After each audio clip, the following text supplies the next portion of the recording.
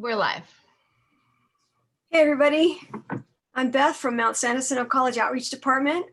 Welcome to our high school senior week, high school senior days. This is for you, high school seniors. Congrats on graduating high school. We want you to feel welcome as brand new Eagles to MSJC and get you a lot of great information this week, which includes today, day 2, everything you want to know about financial aid but was afraid to ask, right? So you worked really hard to do your FAFSA, or maybe you haven't started it yet. It's not too late, but we want to tell you how to continue renewing that every year you're enrolled in college. And we have technicians here from the financial aid department to answer all your questions. So we have people in the chat that will moderate and answer questions. So today, as I mentioned, is day 2. Yesterday was day 1, where we actually walked you through the first step. We need to know who you are, so be sure you apply to MSJC. It's more like a survey. It's your online application for admissions. And that is still up at the Student Life and Development, MSJC SLDP website, YouTube website, I should say. We'll put the link in the chat so you can revisit that if you still need to understand how to apply to the college. That's the first step. After that, we'll want you to meet with a counselor, and that's tomorrow, day 3. You're going to meet with a counselor for your ed plan.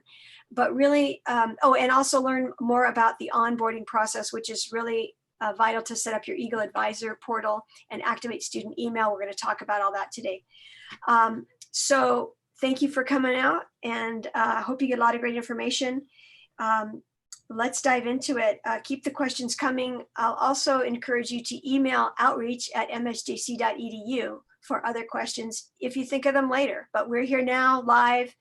Invite your parents into the room, split your screen, check out the website. We're going to share our screens and get you a lot of great information. So to introduce our financial aid staff, first let me tell you from Outreach who is here as well. I have Maricela Magana and Suzanne Ortega. Say hi to the folks in YouTube. Hi, everyone. We'll be in the chat. Yeah, they're going to monitor the chat, so please keep those questions going. We're kind of going to be in the background. I'm going to go off video, and you'll have the great faces of financial aid, including Jonica Escobar, who is going to introduce to you who you'll hear from today. Thanks. Hi, Jonica. Hi, Beth. Thank you, and hello to High School Senior Day. I'm Jonica Escobar from the Financial Aid Office at MSJC. The financial aid presentation will begin shortly. Should you have any questions, please submit them in the chat box, as Emily and I will be providing responses and additional resources throughout the presentation. We do advise that any questions containing personal or sensitive information be addressed through our virtual lobby and over the phone, as the chat box is visible to other participants. Our presenter today is Whitney Griffiths. Whitney has been with MSJC for about 4 years, serves as our financial aid coordinator. Prior to becoming an Eagle, Whitney worked in the financial aid office at UC San Diego for 3.5 years. All right, Whitney, it's all yours. All right, good afternoon, everybody, and welcome. Let me just pull up and share my screen with the presentation, but we're going to go over starting off with the basics about financial aid, what it is, the applications that you do, but more importantly, we're really going to focus our attention on what you need to know now that you're a college student. What do you need to know as a financial aid recipient here at MSJC? So bear with me one moment.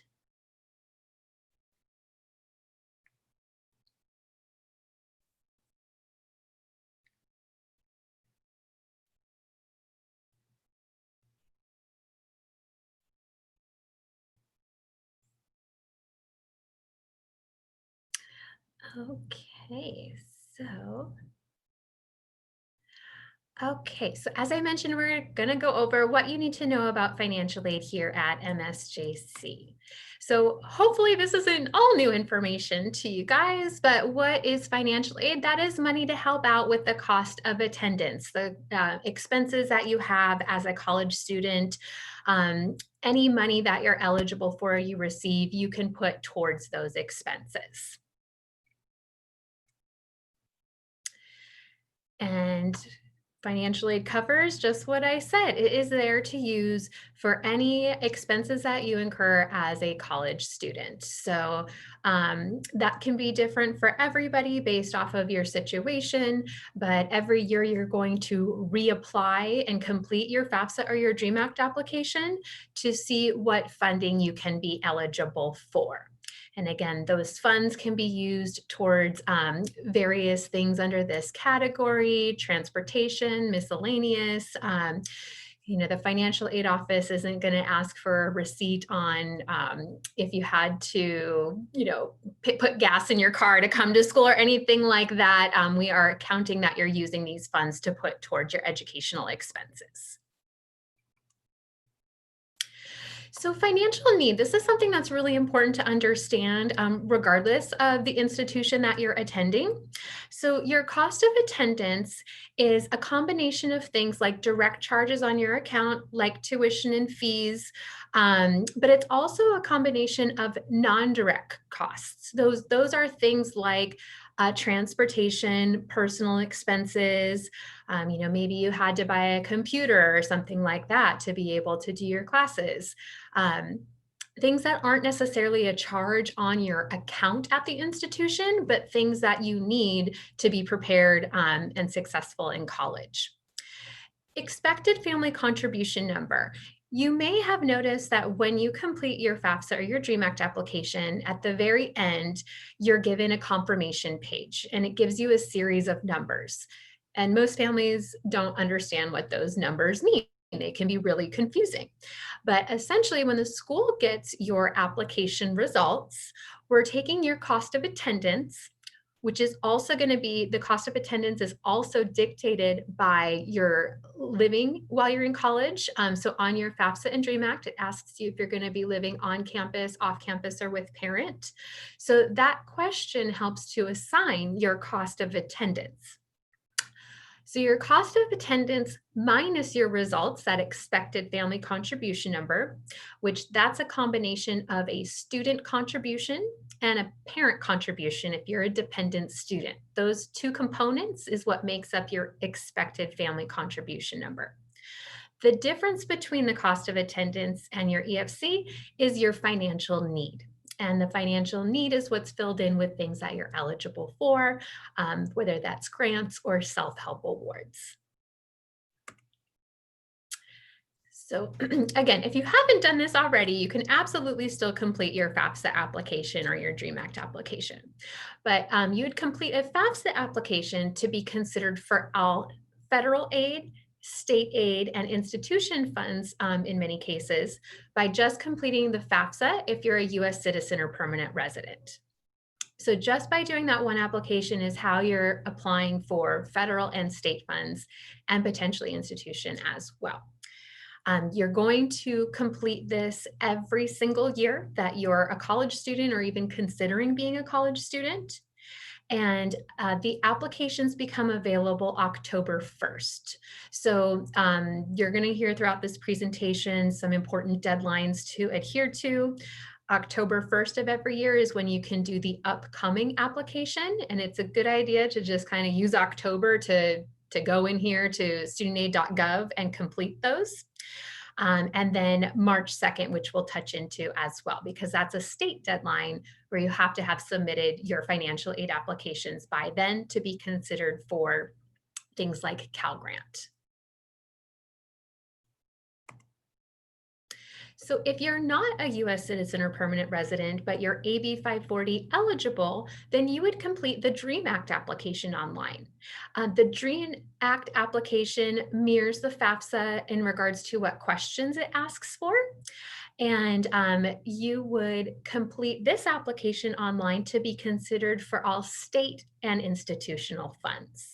And again, you do this every year, October 1st, for sure before March 2nd, because again, that's the priority deadline.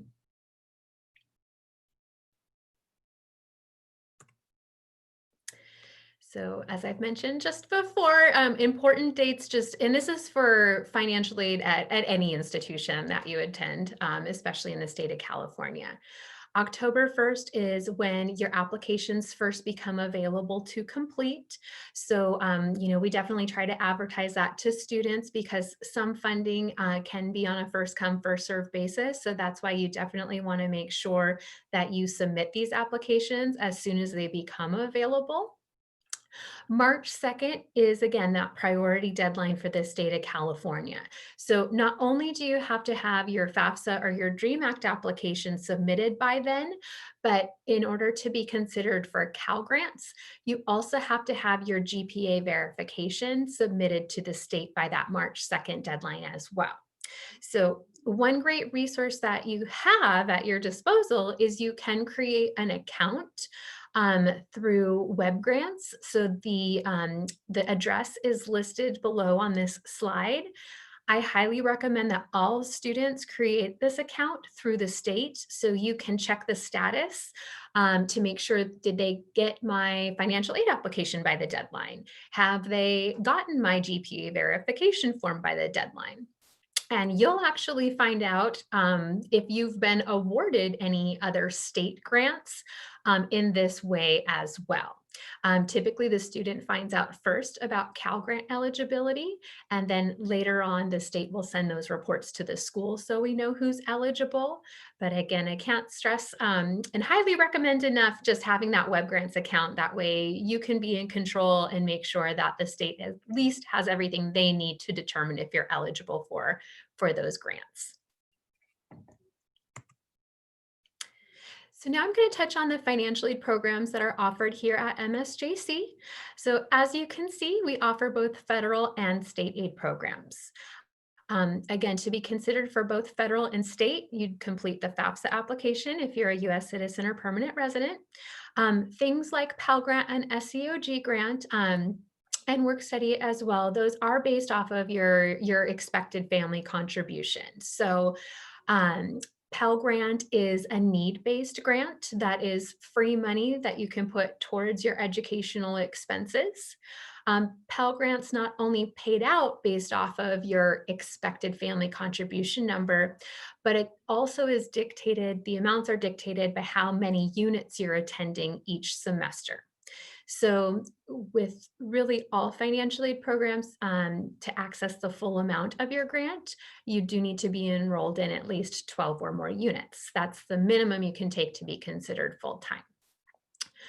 So Pell Grant, SEOG grant, again, that's gift money that you could be eligible for based off of meeting the need requirements.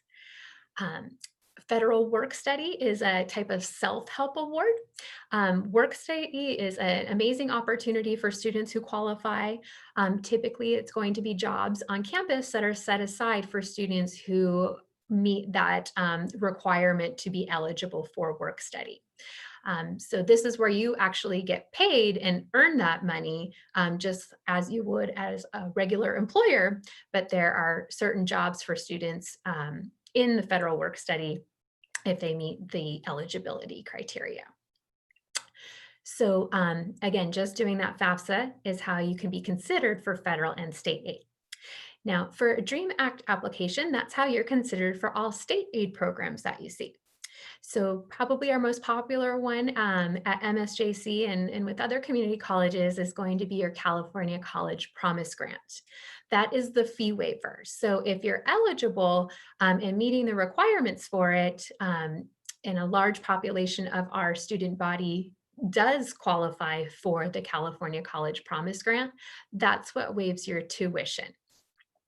Now, if you're a student who completed your applications by the state deadlines, met the need requirements and the GPA requirements, then you can be eligible for some additional gift money from the state government, and that's Cal Grants.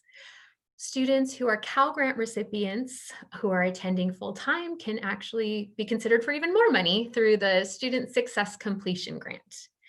And then if a student's a current or former foster youth, they may be considered and eligible for the Chafee grant, but that does require a separate application. So be sure to inquire with that. And then also the Burton Book Fund is some additional money to help out students who are current or former foster youth. Also a separate application, but both are very, very easy and not time consuming to fill out. Okay, so now that we've gone over some general information about how to apply, what financial aid is, the programs that we offer here at MSJC, we really want to give you good information about what you need to know as a college student and how our office interacts and gives you information so that you're well informed and know what you're eligible for. So I can't stress enough, it's going to be so important that you're a student who knows how to check their MSJC student email, because that is our first line of contact with you. As soon as we receive your financial aid application, you'll receive an email notification letting you know in an acknowledgement that we've received your application for this designated award year. And then, as you can see with the arrow, we want you to log on to something called Student Self-Service, because that's where you can actually view more information that's specific to you and your file for that award year. So many times when you do your financial aid applications, that's not always the end process for everybody.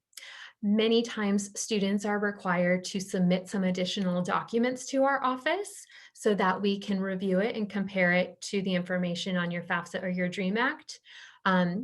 We're required, if you're selected for a second review process called verification, to obtain documentation, review it, compare it against your application prior to awarding any things like the Pell Grant or Cal Grants as well. So it's important to know to check your self-service so that you can see if we are going to be asking for any additional documentation. And when you do log on to self-service, you would be looking at your financial aid checklist, because this is where you can also see if we received your application for the year that you're attending and what forms we may be asking for. Along with action required items, we also have some resources, so some helpful links if you need any additional information as it pertains to financial aid.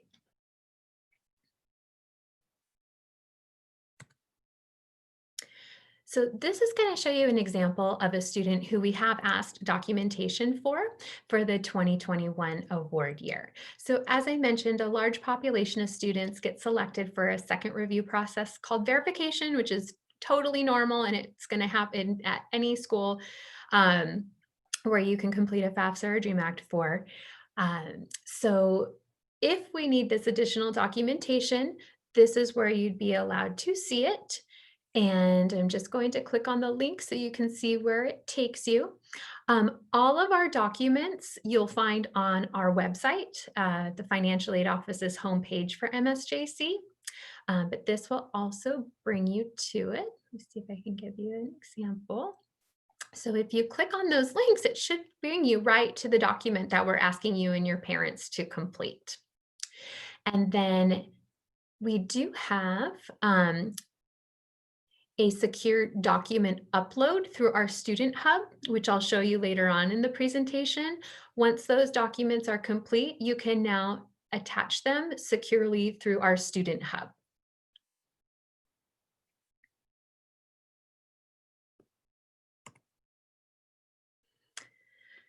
So once we have received your financial aid application, if we didn't need any documents, you'll move on to this next process. If we did need documents and now you've submitted it and we've done everything in regards to a review on our end, and now we've awarded you, you'll receive an offer letter. And your offer letter is going to give you a breakdown of some of the results of your FAFSA, like your cost of attendance, your expected family contribution number, and that financial need that we talked about in the very beginning. And then it's also going to let you know what you're eligible for at that time. So it's important to understand that you have to receive your offer letter and be officially awarded. And I'm just going to use Pell Grant as an example. So you have to be officially awarded Pell Grant to know when you can expect any kind of a refund from MSJC. One thing to know, because all schools can be a little different in regards to how and when they disperse refund money to a student, but here at MSJC, we take your entitlement, and I'm just going to keep using Pell Grant as an example. we take your entitlement for the academic year and divide it into our standard semesters, so fall and spring. Let's say you're a full-time student. That half you're eligible for, we divide that into 3 installments. So we have 3 major disbursement dates each term. So if your file's complete and there's nothing else that we need, ideally you'd fall into those 3 major disbursements and receive a portion 3 times throughout the term. Now, if you're a new student or a returning student to MSJC, there is a secondary review process that we are required by the Department of Education to send you out for, and that's a transfer monitoring process. That process just requires that we ensure you're not receiving federal aid at another institution at the same time that you're attending MSJC. So if you're sent out for this transfer monitoring process, there is a 7-day hold that's placed on the first disbursement of your federal aid. Sometimes this can delay the schedule of when you were anticipating receiving that first disbursement. So again, this is why it's really important to always check your MSJC student email so you know when you've been sent out for transfer monitoring, and if you have, and when you can expect the release of that hold. We do have all of our disbursement dates listed on our website. So again, our homepage for financial aid is going to give you a ton of great resource and information as well. Also, if you're a student who has any late start classes, the important thing to understand with late start classes is they won't count towards your entitlement of disbursement until our 3rd major disbursement of the term, because we have to ensure that you've actually sat and not just enrolled, but actually sat in that class before we can disperse additional Title IV funds. If you ever have any questions about that, always feel free to speak with the technician in our office.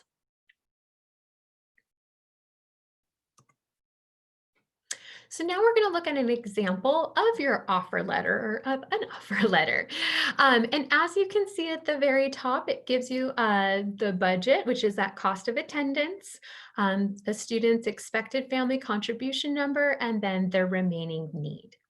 So I want to bring your attention specifically to the arrow pointing to the Pell Grant entitlement. So as I've mentioned, Pell Grant entitlement is not only based off of your expected family contribution from your FAFSA. The amounts that are actually going to disperse are paid off of how many units you're enrolled in at the time we prepare to disperse those funds. So if you're not a full-time student, which is again 12 or more units, you definitely want to make sure you understand this section of your offer letter, because those are the amounts, and I'm just going to take the 3/4 time as an example. That 3/4 time is what we would divide between an academic year if you're not enrolled in 12 or more units. So again, if you're not enrolled 12 or more units, just make sure that you understand this, this chart of your offer letter, and should you have any questions, always reach out to us. Under awards, this is going to give you a breakdown. And again, this is anticipating that you're a full-time student so that you can get an idea of how much you're entitled to for the academic year and what that portion would look like in fall and spring. Now, the California College Promise Grant, that's just a fee waiver, so that's not a cash award.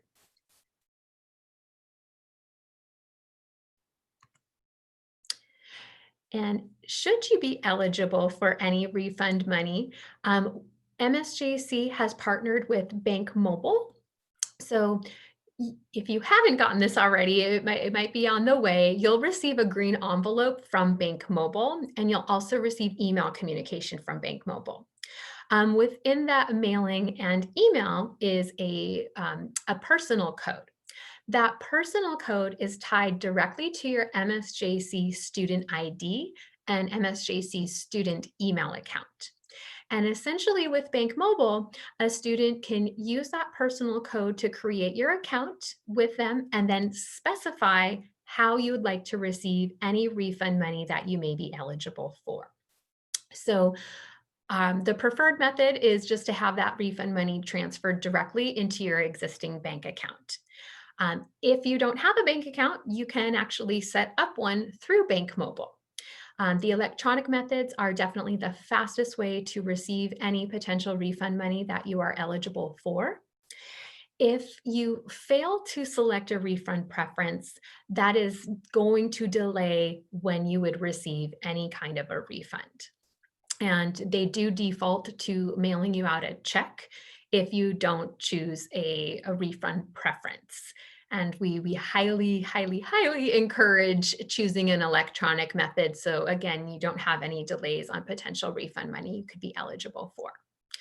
You can always change your refund preference too at any time. So that's just an option and something to be aware of. And just kind of on a side note, even if you haven't officially been awarded anything like Pell Grant, you can still go ahead and create how you'd like to receive any refund money that you could be eligible for while you're in attendance at MSJC. Okay, so another area that a lot of students, especially when you're a new student to school, aren't necessarily aware of is even though grant money like Pell Grant is free money, if you have been dispersed Pell Grant, and this is just an example, as a full-time student, but later you drop classes, you could find yourself in a situation where now you actually weren't entitled to that full-time Pell Grant that dispersed. And now you actually have to pay a portion of it back.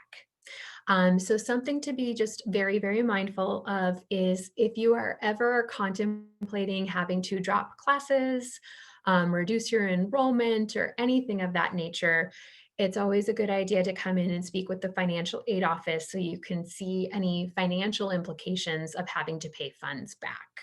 So just know because these disbursements go out based off of your enrollment at a designated time, if you later change your enrollment, you could find that you have to now pay some of those funds back.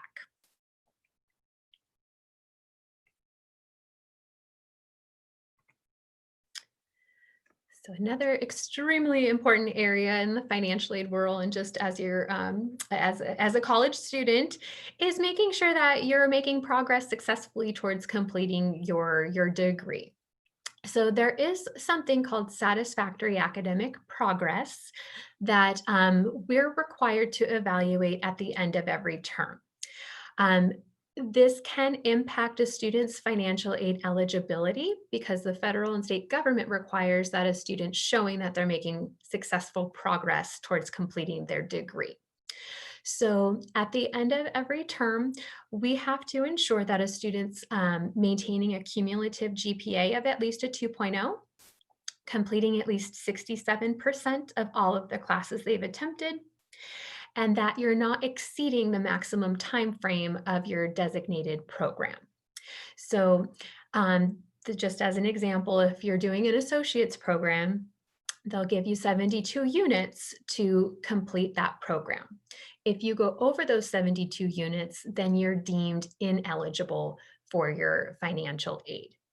So it's really important to be aware of these requirements. You do have to meet all three in order to keep getting any financial aid that you're showing eligibility for. This is why it's also really important to make sure that if you haven't done so already, meet with a counselor and ensure that you have your academic plan in place. So one thing that can happen is if you are not meeting that criteria for satisfactory academic progress, as I mentioned, your financial aid can be impacted. So I want to give you an example of what can happen when a student's on a warning or goes into an ineligible status. So let's say it's your first semester here. And fall, maybe you took more classes than you were thinking you could handle, or you had some really, really hard classes. Maybe you got some Fs, or you had to drop classes. And at the end of the fall term, you weren't meeting that cumulative GPA requirement of a 2.0 or that 67% completion rate. Well, going into the spring, you're not going to just automatically lose your financial aid. We give you a warning term. So essentially, in spring, as the warning term, you'll want to make sure that you pull up that GPA and that completion rate so that at the end of term, you're now in a satisfactory status and your financial aid hasn't been impacted further. So let's say you're that same student where fall didn't go so good and you're not meeting those requirements. Spring, you're now in a warning, but spring was difficult too. And now you weren't able to pull yourself up to meeting those eligibility criteria. At that point, you would go into a ineligible status and denied for future disbursements. And as I mentioned, it's really important to just be aware of where you lie in meeting these requirements, just so you are well informed of how your financial aid can be impacted.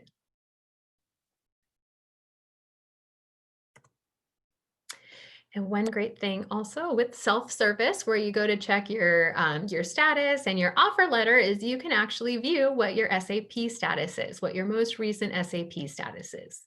So as you can see on the arrow, this student is in a satisfactory status as it pertains to SAP requirements.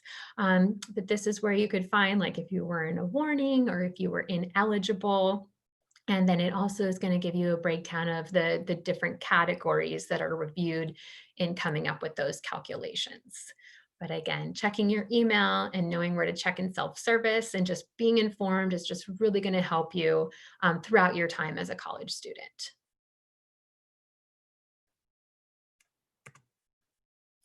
So that brings me to some tips for success. I can't stress enough checking your MSJC student email, because again, that's going to be our first point of contact with you, whether that's just even general information about important deadlines and dates or information in the financial aid world, or if it's specific to your personal file with our office. So make sure that you're checking that frequently.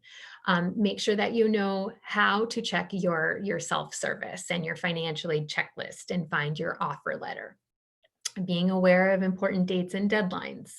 So not only October 1st and March 2nd of every year, but if you are a student who owes documents, know that each term we have a document deadline too. So be informed and well aware of those. Only register for classes that are on your educational plan. So again, if you haven't met with a counselor, you really want to do so and make sure that you have a well-designed path for success and you know what classes you need to take.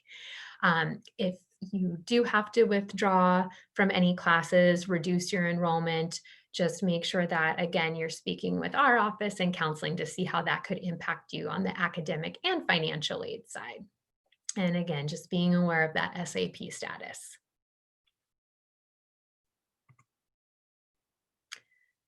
Okay, so obviously completing the FAFSA or your DREAM Act application, that's how you're considered for any federal and state grants. But there are additional funding sources out there for students, like in the form of scholarships.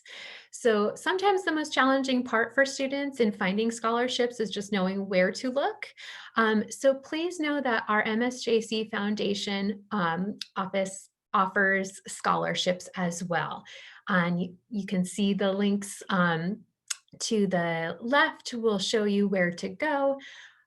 Donors can contact MSJC, throughout the year with scholarship opportunities for students. So I would make a habit of checking this maybe on a monthly basis, just so you can see what's out there and what those application deadlines may be to submit. But there's definitely other opportunities for gift aid in the form of scholarships for students. And sometimes it's just knowing where to look for that. So definitely utilize that website so you can be aware of any upcoming scholarship opportunities.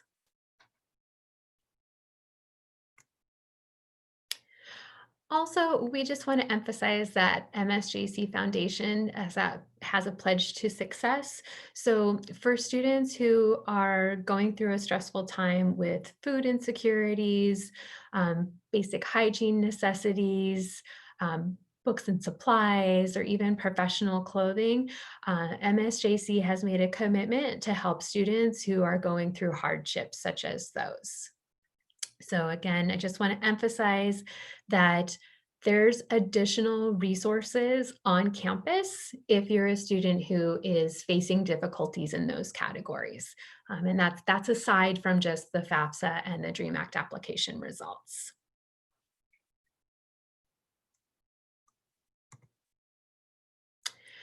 So lastly, I want to touch in before we go into any questions, and I'll show you some other things. If you're a student who you did your FAFSA, you did your DREAM Act, but you weren't meeting the eligibility criteria to qualify for anything, and let alone the California College Promise Grant, which is our tuition waiver. So if you're a student who didn't qualify for anything, after you've completed your FAFSA or DREAM Act, we do have an opportunity called the MSJC Promise Program. So with this, this is the current eligibility requirements for a student to be considered for this, but this is another way to have assistance with your tuition. So if you didn't qualify for anything based off of your FAFSA or DREAM Act, but you're meeting the eligibility criteria, then you can be considered for the MSJC Promise Program, which works more as a reimbursement program. So you may have to pay out of pocket initially for your fall and spring term, because we have to ensure that you're meeting the cumulative GPA requirement, that you were in the first year experience program, and the various other items that are listed on that list. If you're meeting all of that criteria, then you can reimburse at the for the tuition that you may have had to pay for out of pocket. So that is just also another opportunity, another reason to do your applications every year.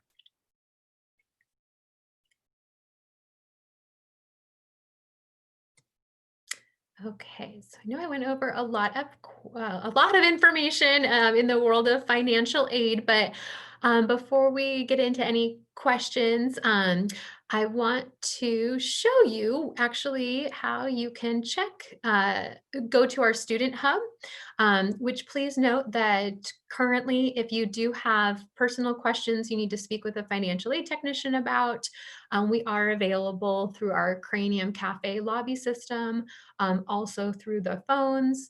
On this slide, you'll see all of our contact information listed.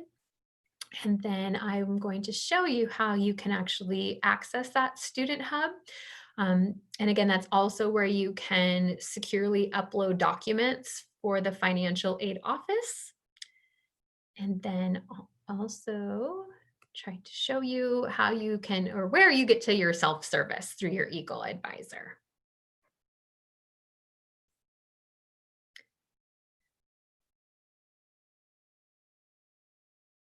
Bear with me one moment while I switch screens.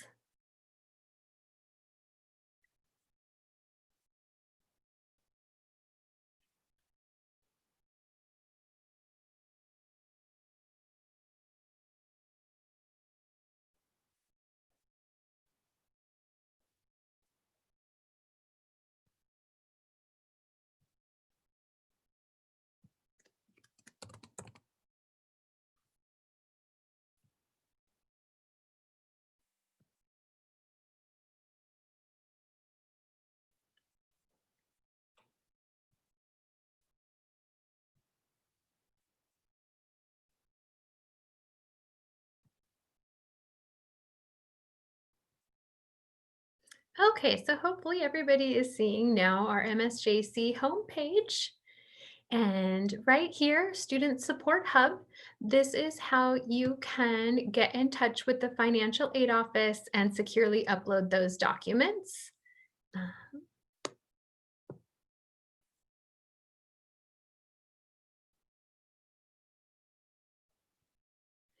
So right here in financial aid, you can open that up. And again, that's going to give you all of our contact information. This is how you can access our virtual lobby, our email, and then again, securely upload your documents. So one thing I just want to mention, when you get to the document upload, you still have to make sure that you are uploading documents for the correct office. So you'll see down here, it gives you a few different options. Again, if it's documents specific to the financial aid office, then you want to make sure that you double click on that. And this is where, scroll down. And you can just attach any documents you need. And also you can feel free to provide a description as well.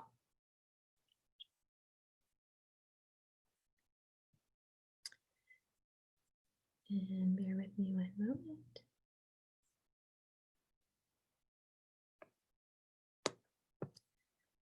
And now,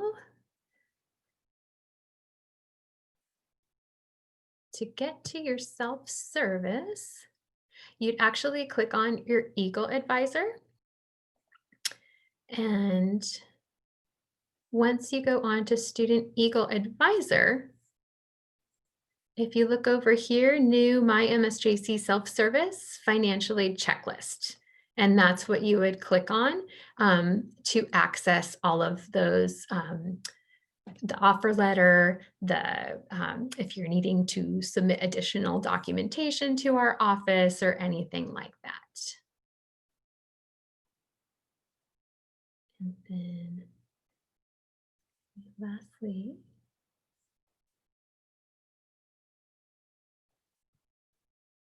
bear with me one moment, and then I just want to put one of our flyers up on the screen so you can also see that contact information again and a description of all of the aid programs.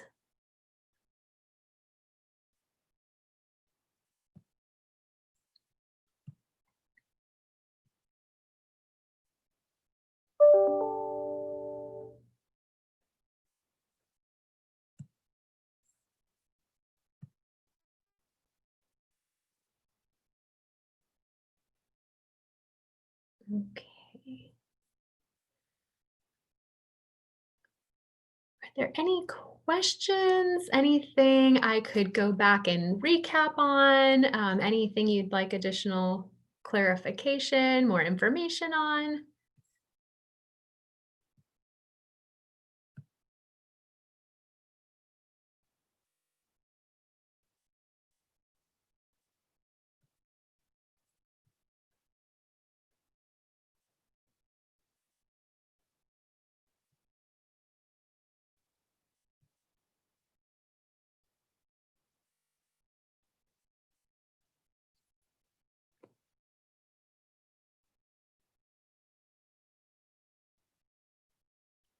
Jonica or Emily, is there anything in the chat that I should? Yeah, there's a lot of questions coming in and they're answering them like crazy, so that's good. I do see a question about the FYE program, Crystal. Actually, FYE is coming on next in about 15 minutes, so if you can hang tight or visit the website at msjc.edu/FYE. But we got some great presenters about the first year experience program and how to apply and all your next steps. So it sounds like you got accepted. What are her next steps, Whitney? I'm sorry. Can you repeat that, Beth? I didn't hear the first part.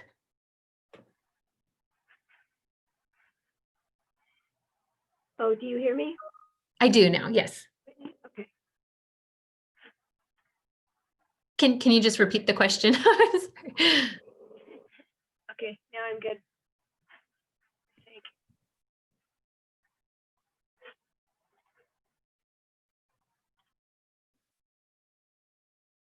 I'm so sorry. Was there a question about next steps after an application is submitted? For FYE, I was chattering away and I wasn't connected to audio. I am now. So the question in the chat was from Crystal, and I think they answered it. She just applied to the FYE program and was accepted, if you will. So the application for the Promise program was, I'm not clear on where she is in that. I'm trying to talk and walk and talk at the same time. But just know, Crystal, that FYE is coming on next to present shortly in about 10 minutes.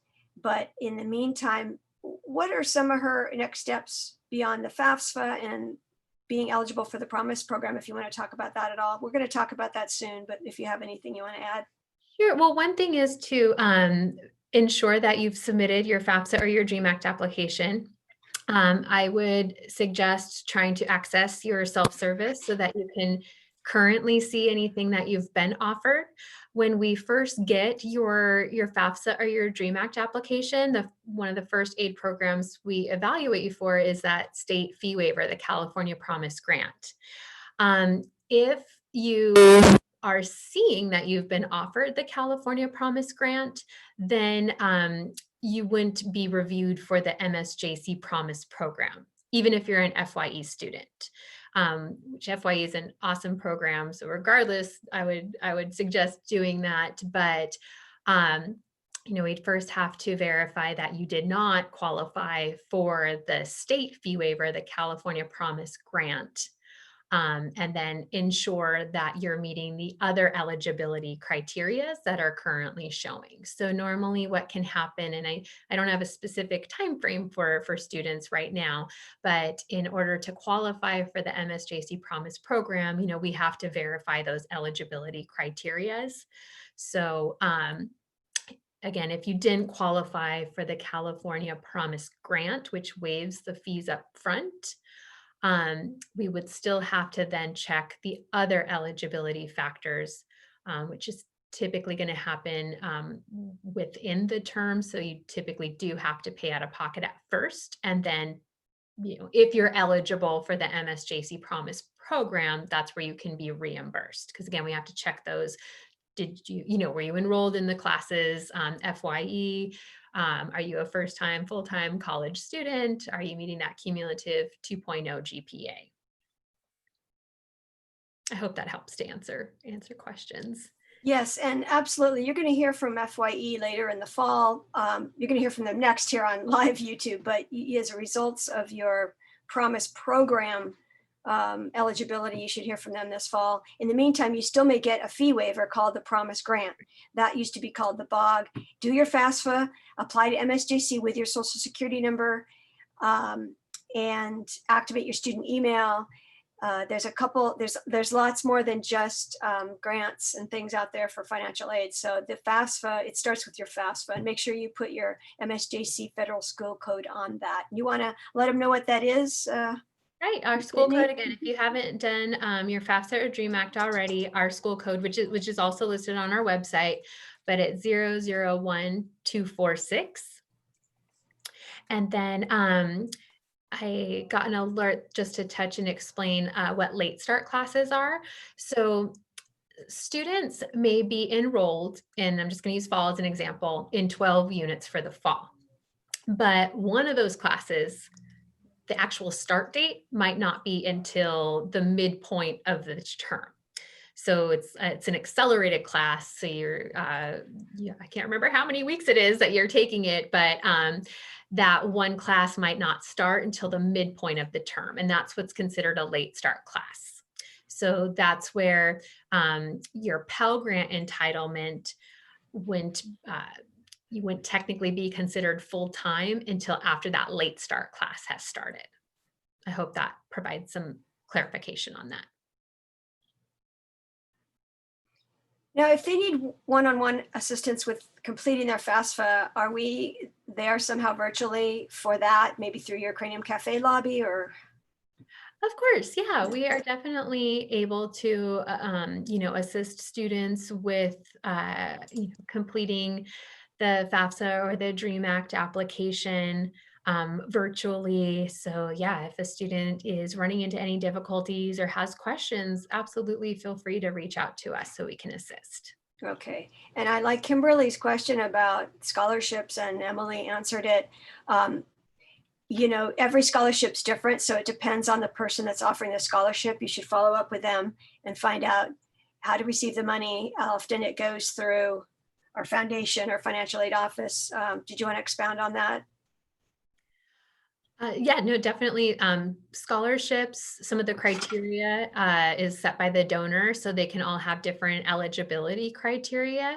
But I would just encourage students to continuously look out for scholarships, know the deadlines of, when you need to submit that application for scholarships.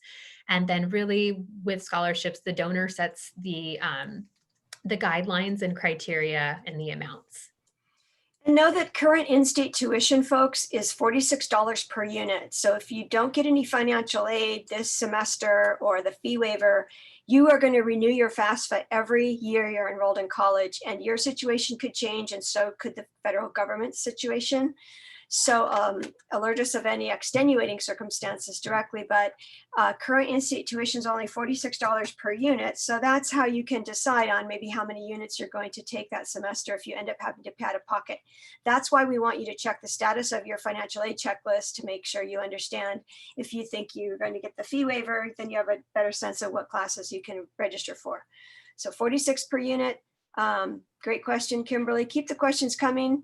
And Kimberly's also asking if a student is part-time, are they eligible for financial aid? It really depends on your results. That expected family contribution number is the first thing that's going to dictate your financial need. And then some students, based off of their EFC, can still qualify for things like the Pell Grant, even with one class, but some don't. It's just depending on your expected family contribution number, your results. So that's where all students are going to be very different. So yeah, so do your FAFSA. Yeah.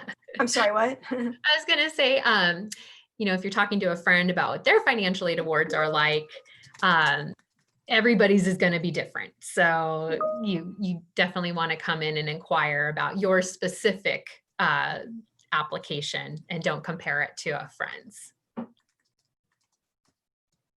Yeah, exactly. Everyone's different. Everybody's situation's different. That application, that FAFSA is a big formula. So it really depends on how it all plays out. So that's why I'm encouraging everyone. It's a free application. You might as well apply to do the FAFSA to see what you may have coming for you. I was surprised that even, so don't think like, you make too much money or not enough money, because it's all a big formula, and they look at more than income for eligibility for the fee waiver. That's a good point. Yeah, that parent contribution and student contribution, that is, there's a whole federal formula that calculates what that is. It's based off of income, but also household size, how many from that household are going to college at the same time. And then it may take asset information into account as well. It asks many questions. And again, it's a whole federal formula that they use to determine what that EFC is. Excellent. What other questions do we have? Anything else coming through? So $46 per unit. You still pay for our health center fee and books and materials, but that Promise Grant is a fee waiver. So do your FAFSA, see if you get the Promise Grant. The Promise program is a lot more involved, and we'll talk about that in the next presentation, or you can visit the MSJC website. Certainly financial aid has some great financial aid TV, just kind of neat, and resources, right, at your website? Absolutely. Our website has tons of great resources for students and families, especially that financial aid TV. There's different videos specific to many questions that students and family have pertaining to the financial aid application process, the awarding process, and all of that. So those are great quick videos to give you essential information. I saw that you can kind of ask questions from the website. There's questions, Ask Ernie. Is there an online question thing where they can drop in, or an email? Yeah, we do. Wow.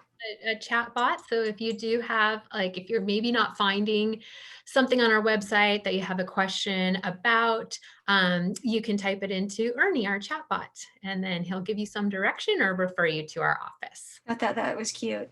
So Crystal was asking, she did her DREAM Act and applied to MSJC and the FYE program and given the Cal Grant and input the school code. Sounds like you're in good shape, Crystal, right? So check your checklist at your Eagle Advisor portal and activate that student email if you haven't done that.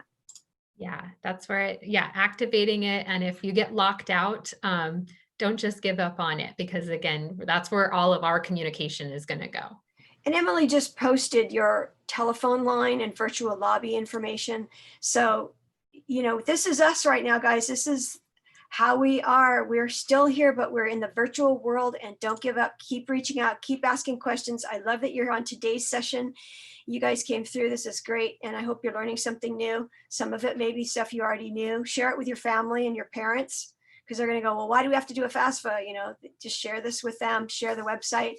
And Crystal, if you're still having trouble, you've got some great resources in the chat. There's a phone number there. You can actually call them. Now, you might get voicemail because we're all busy. We will call you back. We check our desk lines every day, and we're not giving up on you guys too. You're going to be amazing college students because you're here at this session, right? You gave us an hour of your day. This is amazing. And there's some more sessions later in the week. So this is for you. Thank you, Crystal. Yeah, thank you, everybody. Kimberly, John, I don't know if you're still on. I hope that you can get the sessions that we gave earlier. I'm not sure what the problem was with that connection, but anybody else, any other questions?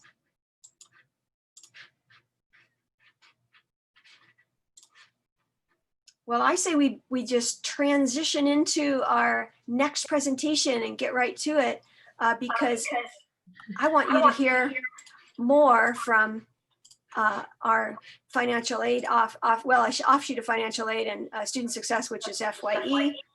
Sorry, I stuttered because I'm getting an echo. I don't know what I got open. Anyway, Brittany Mondragon is our interim coordinator for the first year experience program.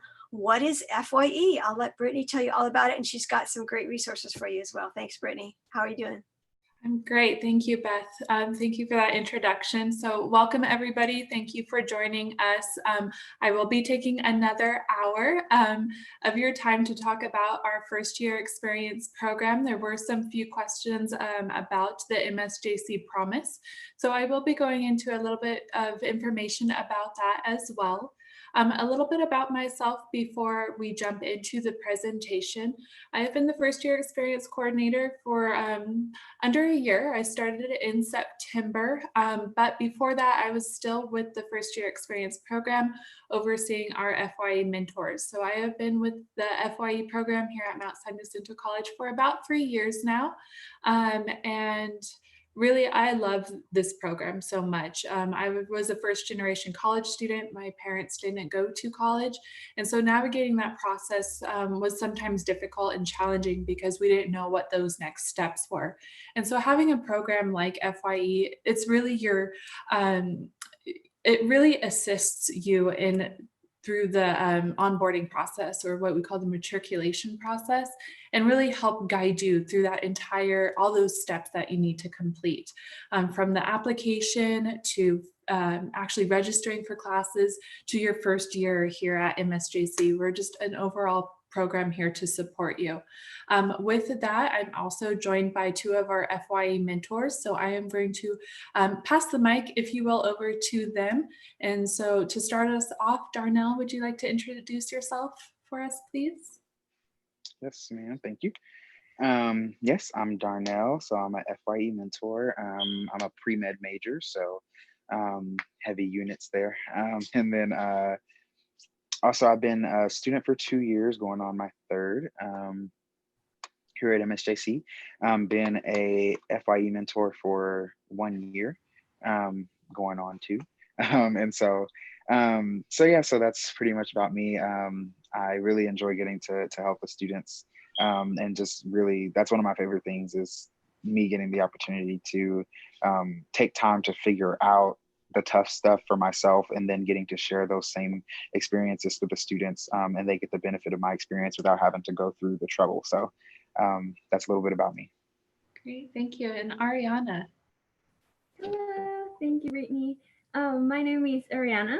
I'm majoring on history. I've been on MSJC for 2 or 3 years, and also as a mentor as well.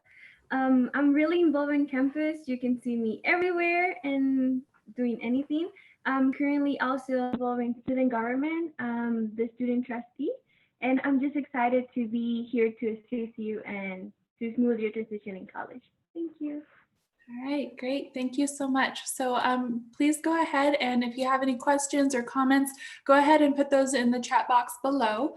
And with that, I am going to share my screen and start the presentation. So thank you. Give me just a moment. Alrighty, so I believe everybody can see that now. So again, if you're here for the first year experience program here at MSJC, you are in the right spot. We're going to spend the next about an hour talking about our program and how it benefits you as incoming students. So again, what I mentioned earlier, our FYE program is really designed to assist you through the entire onboarding process and also provide support your first 2 semesters here at MSJC.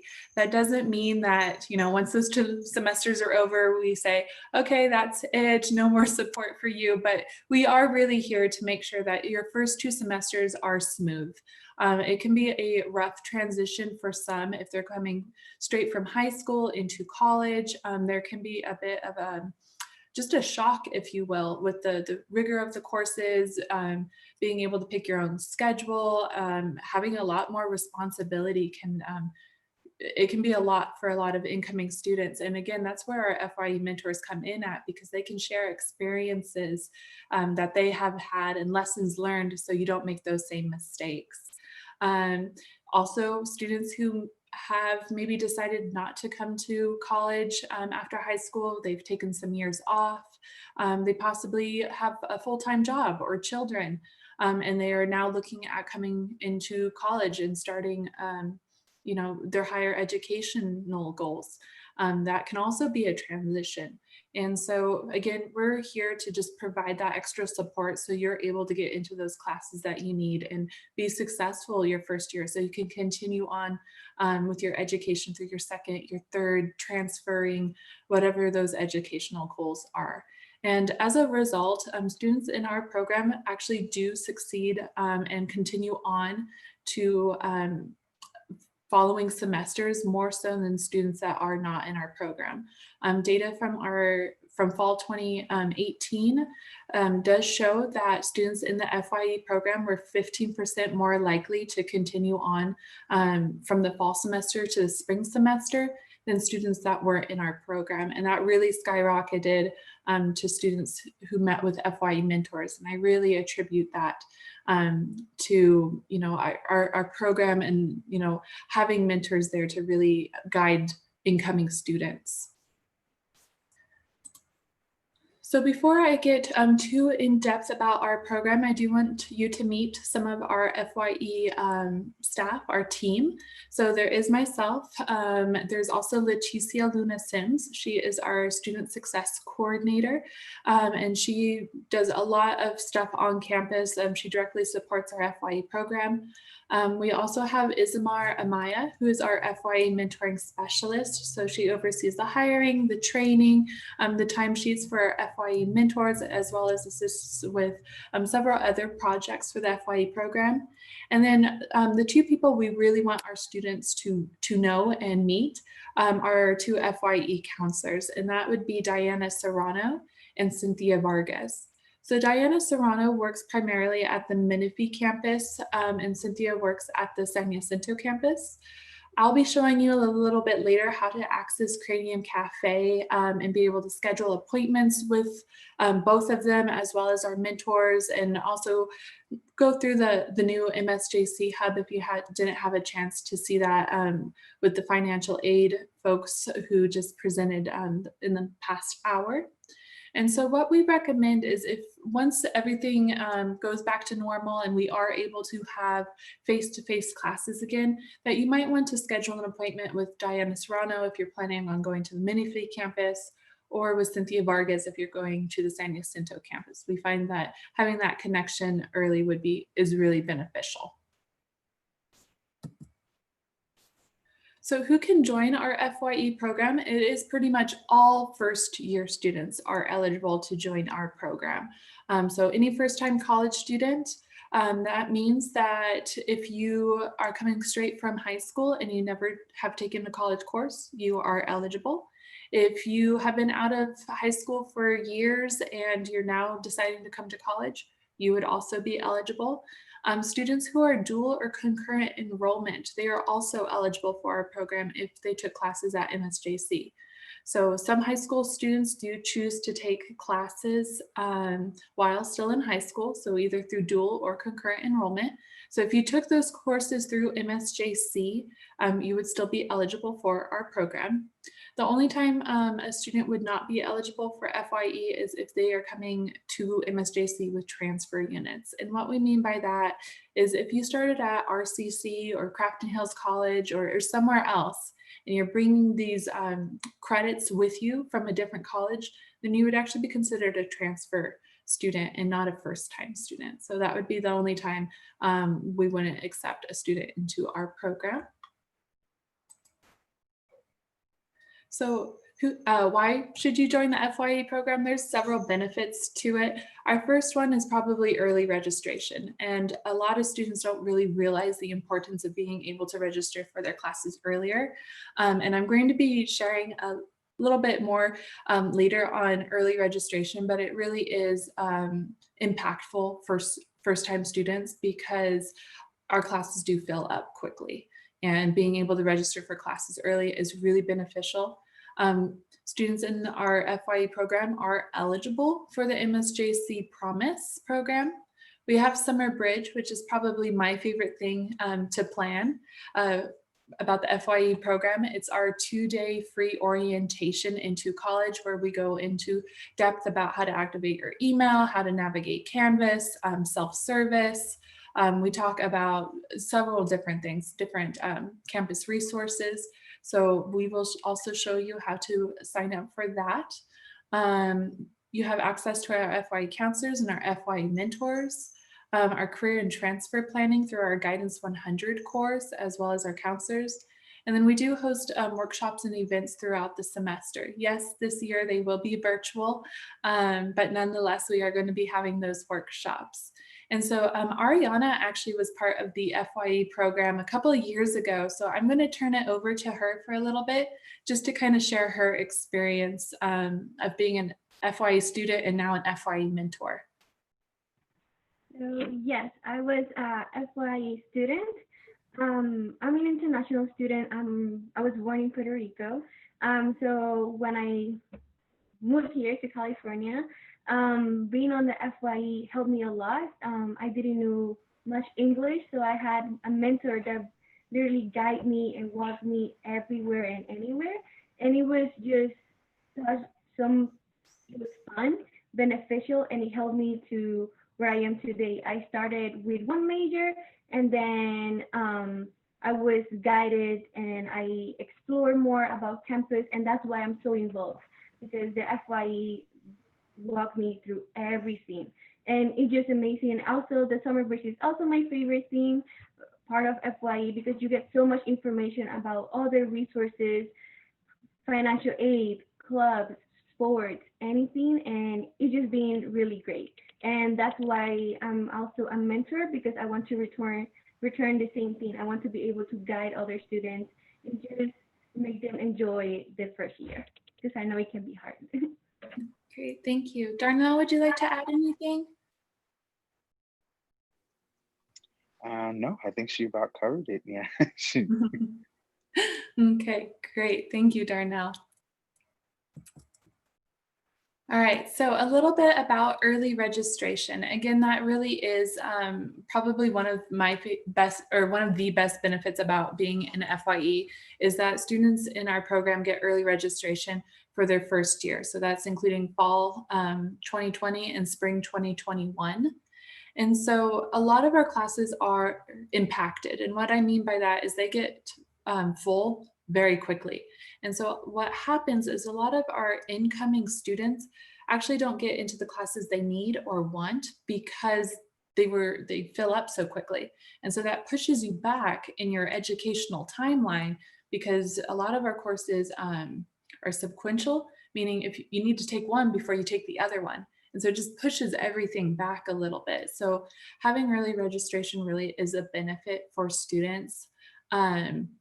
To give you a little bit of a better picture, most of our incoming students get placed at registration group D, meaning that they're college level ready. So that means that you don't have any credits accumulated yet, you're brand new, you're probably going to be placed into English 101 in one of our beginning math courses.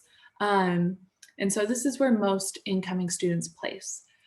For our first year experience students, you actually get placed at registration group A. So that means you get to register the second day that registration for classes opens, which is really nice. Most students who have actually even been here for 2 years can't even say they have that registration group A. So it's a really great benefit to have for that 1 year that you're with us, because you're able to get into that class. So a lot of students might end up having to take that 6 p.m. English course because it's the only one available. By being an FYE and having that early registration, you're more likely to get into that 10 a.m. English class that you want with maybe that professor you even were looking for. So it is different from priority registration. So you might hear that a lot. Is it priority registration or early registration? Priority registration is state mandated, and that goes to specific groups, and they get to register on the very first day of registration. So you're looking at military, foster youth, homeless students, students that are in EOPS or DSPS. And then our early registration goes out on the second day to our FYE students. And so I'm actually going to pass it over to Darnell to talk a little bit about early registration and his experiences with that. And he's a bio major and going to go into pre-med, so he knows all about impacted classes. So Darnell, do you want to talk about that a little bit? Oh, yes, ma'am. Thank you. So yeah, definitely early registration, really big perk. Really beneficial, as Ms. Brittany was saying, that the classes fill up really quickly. I think that's just a general college thing, but also with MSJC, I know the MVC campus in particular, when we were separated before going virtual, that was like that campus filled up really fast with classes, and so it can be really important, like she was saying, you'll find out probably later about Rate My Professor, especially if you see me as your FYE mentor. So you'll get definitely see the benefits of being able to get into the class at the time you want and just work your schedule with it. I know my first time, I didn't have the opportunity to sign up for FYE. I kind of decided to go back to college around like June.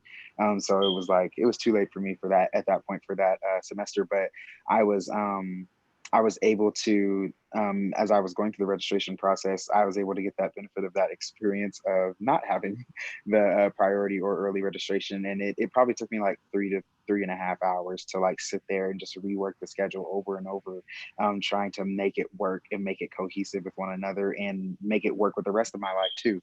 And so just, it can be really difficult without early or priority registration. And with FYE, you really get that first year. And I advise students as well during that first year. When I speak with my students, I always tell them, try to find some program that applies to you that you can get priority registration before you no longer have the early registration with FYE. So definitely save yourself that 3.5 hour sorting out and everything. And so, yeah, so I think it'd be really beneficial, and it's actually really helpful for your overall college career. So you don't have to like postpone on taking certain classes. Great, thank you. Alrighty, so in order to secure early registration for both semesters, you do want to apply by May 31st, which is coming up in a couple of days. So I am going to show you how to access the FYE application so you can submit that. But again, you do want to make sure that you register by May 31st to secure early registration for fall 2020 and spring 2021. The FYE application is still open after May 31st, but students who apply after May 31st will only get early registration for spring 2021. So one semester is better than no semesters, but you really do want to get those 2 semesters to get the full benefit. The reason why it is May 31st is our college does have deadlines. through enrollment services in order to issue registration dates. And so that happens months before classes actually start. And so we need to have that list ready to go and be able to send that and put that into our system to flag you as an FYE student so you can get that early registration. Now, very important, even though in the system you can be identified as an FYE student and you should be receiving early registration, you still need to complete the matriculation or onboarding process. And so 2 things to keep in mind while you're getting ready to start college is you need to make sure you complete these 2 things. That will help us a lot in making sure that you get that early registration date.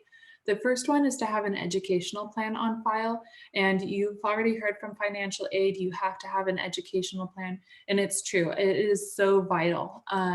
It really maps out your entire 2 to 3 years here at MSJC, shows you the courses that you need to take for your major or your certificate or to graduate or transfer. And it also ensures that you're not taking classes you don't need, and then it's not affecting your financial aid award letter. And so you do want to make sure you have an educational plan. And again, I'm going to be showing you how to schedule an appointment with a counselor so you can get an ed plan if you haven't met with one already. The second is to complete the orientation video, and that orientation video can be found on Eagle Advisor. So once you log into Eagle Advisor, if you scroll down onto the bottom, it will say pre-registration. And there it will say like welcome new students, and then the orientation video. You'll want to make sure that you complete that orientation video and do the quiz at the end. And that way that hold is also released from your account. And so again, like I said, our FYE students get Group A registration. But if you don't complete an ed plan or the orientation video, it's likely you might actually be placed at registration group G.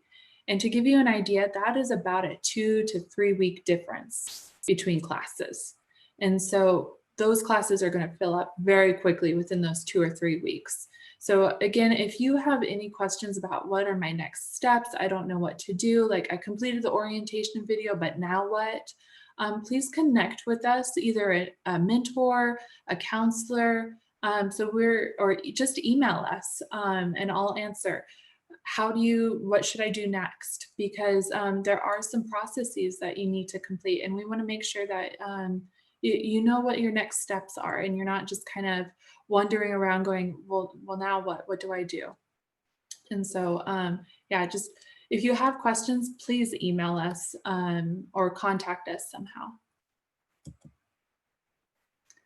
So there were some questions about the MSJC promise. So hopefully I can clarify some of those questions that were here. There is a difference between the MSJC promise and the California promise. And so the California promise is under the umbrella of FAFSA. And so about 70% of MSJC students receive some sort of state or federal aid, whether that be the California Promise Grant, the Pell Grant, the Chafee Grant, whatever that may be, whatever your award letter looks like. 70% of our students receive some sort of financial aid assistance. For the remaining 30% that don't receive any sort of state or federal aid, that's where the MSJC promise comes in at. So it is reimbursement based, meaning that you do have to pay for your classes and tuition up front. And then after the semester is over and you've met the following criteria that you see listed here, you'll get a reimbursement check sent in the mail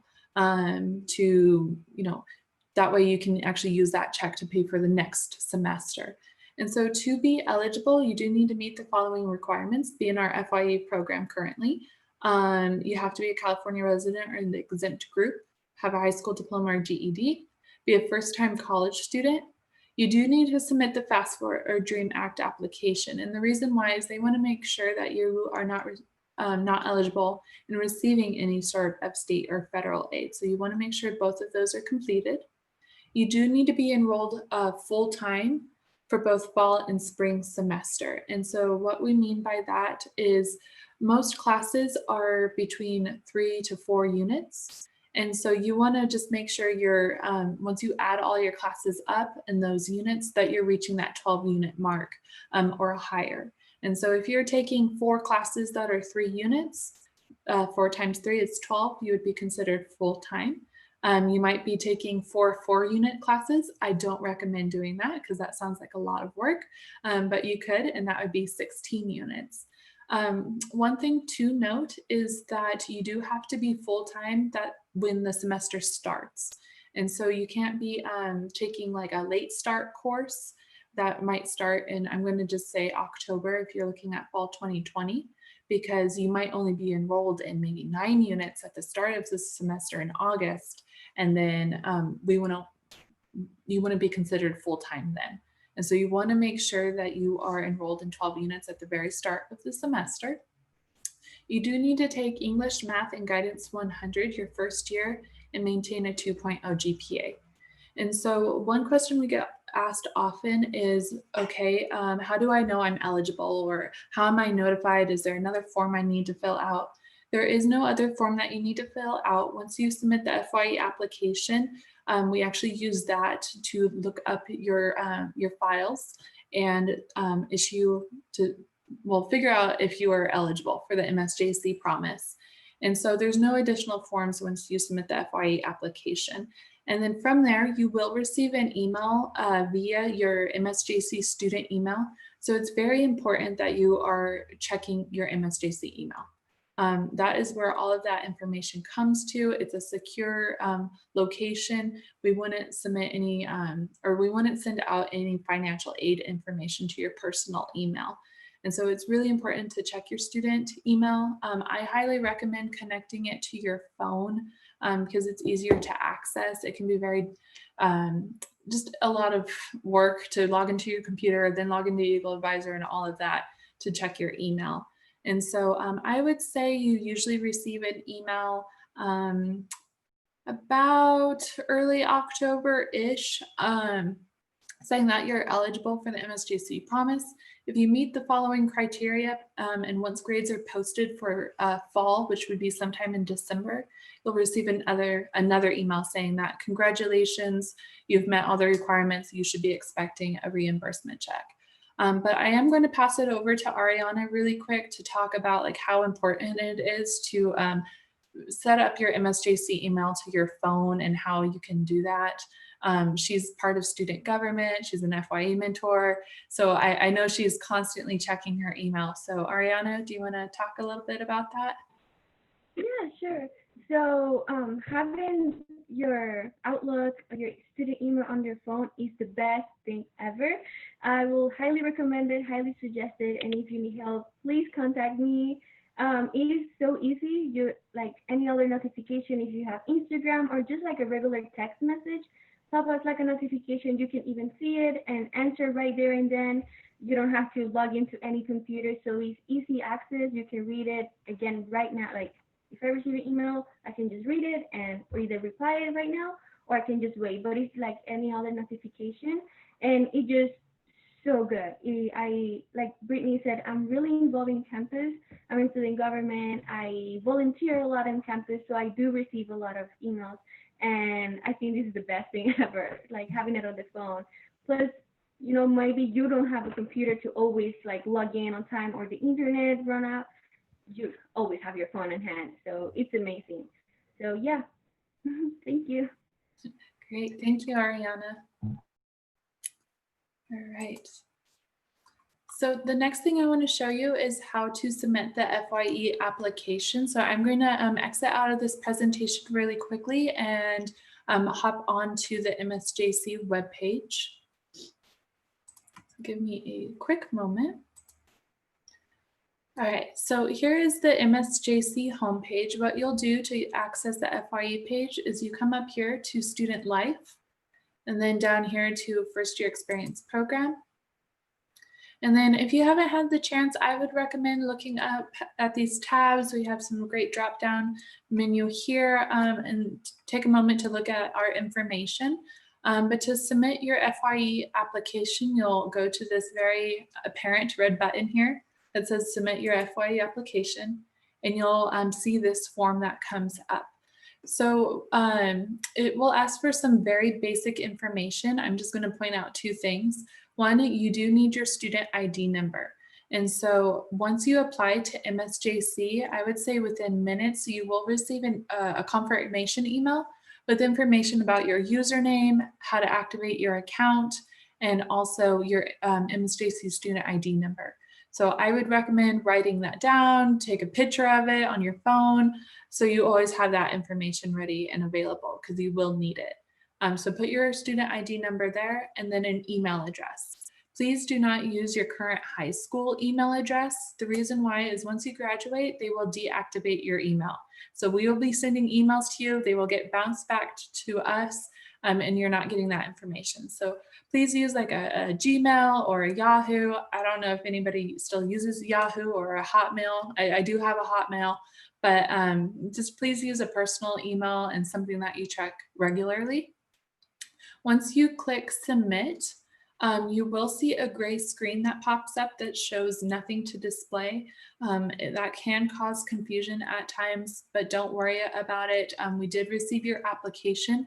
It's just that the application opened in a new tab in the browser and the computer doesn't know where to go now. And so you can just exit out of that tab and then continue on doing what you were doing on the computer. So that's how you submit the FYE application. Let me go back into the screen. So the next thing I want to talk about is our FYE counselors and also now our FYE mentors. So both of them are now available through Cranium Cafe.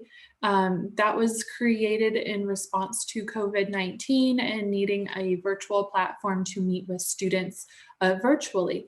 And so I am very proud to say that MSJC was very successful in migrating all of its programs and services online into a virtual environment. I see Ariana nodding here, so that's great.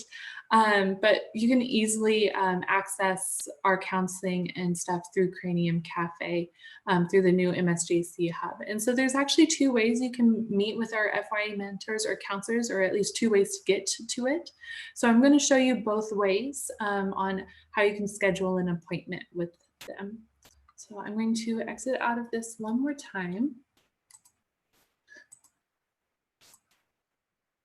So if I'm here again at the MSJC homepage, I can go again to Student Life, First Year Experience, and then down here to access FYE counselors, and I could click this link. It's going to take me to the exact same page that I'm going to show you now. So this is one way to do it. Another way to do it is, again, if you're here at the main homepage and you just logged on, up here in the new dark gray banner up here, there's a new tab called Student Support Hub. So this will become your best friend. This is really something that you want to check out constantly. So you can click Student Support Hub, and here you will see our main services students go to. So enrollment services, financial aid, the bookstore, cashier, all of our counseling services are also listed. So if you're needing assistance with our new accommodation services center or our student health center, we do have mental health counselors still available to meet with students virtually. We have our general counseling, our career education. So if you're looking at getting a certificate or doing internships or job searching, our like hospitality or water technology, this is somewhere you would want to go. We also have information about EOPS, which I know Darnell's part of, First Year Experiences here in Puente. So if you go to First Year Experience, you can see here it says FYE appointments. You can click that. And you can see that our FYE counselors are here at the top. They are currently meeting with students right now. If they weren't, you would see a green button that says online and an ability to chat with them, or it would say offline, kind of like what Ariana says here, because she's currently with us and not logged in. And so what you can do is, if there is this green button that says online, there'll be like a little button here that says chat. You can message them This is a really great feature for FYE mentors. So if you have a quick question like, well, where should I buy my books? Or how do I know, who's a good professor? They might be able to assist you with that. You might not need a full 30-minute, 1-hour appointment with them, but you can ask quick questions like that, which I think is really beneficial. If you do want to schedule a full appointment, either with a counselor or an FYE mentor, what you would do is, let's say I wanted to meet with Cynthia, I could click here to schedule an appointment. You'll click agree, and then you'll log into Canvas. Okay, so I am currently already logged into Canvas. And so when you log in, you will use your first initial, last name, the last 3 digits of your student ID number, and then your password. And then this will appear. This is just asking you to confirm, yes, this is who I am, because it's connecting Canvas to Cranium Cafe. So I'm authorizing that. And then this box will pop up. And then depending on what program you're looking at, different names will appear. Right now we're in first year experience. So let's say I want to meet next week with Cynthia Vargas. It will be a 1-hour appointment because it's going to be for an educational plan. It's going to be a video meeting. Wednesday sounds really nice to me. And she is available from 3 to 4. That's perfect. So I can click that. And from there, you will also get this pop-up box where you will fill out some information, your name, student ID, what you're interested in doing, if you're wanting to get a certificate, to transfer, to graduate. You can also put information here like I'm interested in being a chemistry major. And so you can put topics or general information in the meeting topics. Are you not sure about your financial aid? Are you confused about next steps in a process? The more information you put in that meeting topics area, the better our FYE counselors or FYE mentors can assist you. And then what's also nice is you can click this box that says SMS reminders.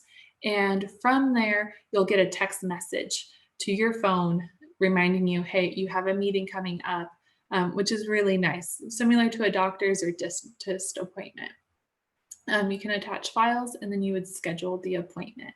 So I'm actually going to turn it over to Darnell really quick just to talk about his experience in Cranium Cafe, because I believe he has already met with some folks through Cranium Cafe, and just share his experience as a student. Is it easy to use? How he likes it? And yeah, Darnell? Yes. So for my experience at Cranium Cafe, yeah, I've met a few times with different counselors. As Miss Brittany said, I'm in EOPS, and so you have to do a few check-ins for those per semester. And so since we switched over to COVID, I did them virtually through Cranium Cafe. So I did it. I've done that a few times. I was able to meet with my personal counselor in the General Counseling Center a couple of times.